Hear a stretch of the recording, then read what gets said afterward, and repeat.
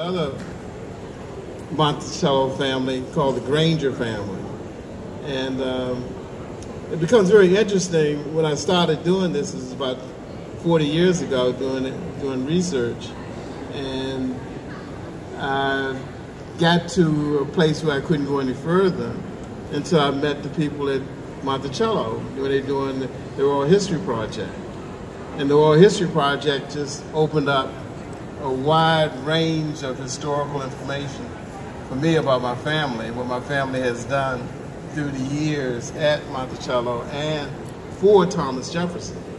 Because if it wasn't for the enslaved population at Monticello, he would not have been the person that he became, the genius people talk about, and the politician that he became, and the revolutionary.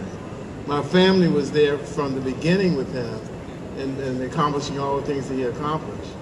So it becomes kind of a paradox to know that my family comes from this plantation and was owned by him, and my people were enslaved.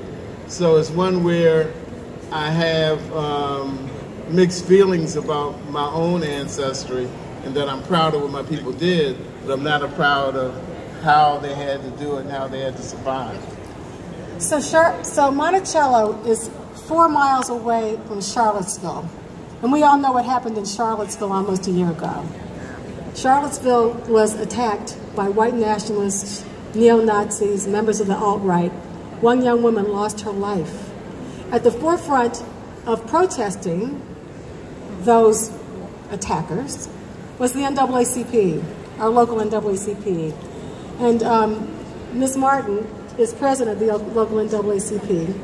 And she knows Monticello because she's watched it grow.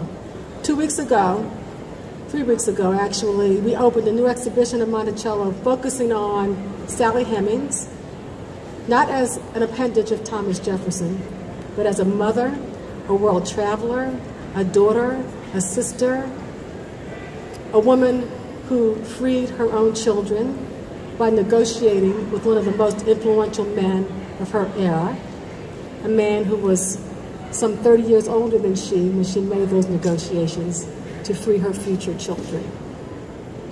We also opened the original kitchen, which happens to be where my great-great-great-grandfather helped his brother gain his freedom. His brother was James Hemings. He also negotiated with Thomas Jefferson for his freedom. James made a deal with Mr. Jefferson, saying that if he taught someone the art of French cookery, which he learned when he was in Paris, that he would be free. So he taught my great-great-great-grandfather the art of French cookery. My ancestor remained enslaved while his brother gained his freedom. These are the stories that we tell at Monticello. This is the growth that Jeanette has seen over the decades. If you could tell us about how you've been involved and how we've been involved in the community. Well, I hadn't been to Monticello in about 10 years. Before that, I was an educator in the local school system, and we took our 4th graders out on a tour.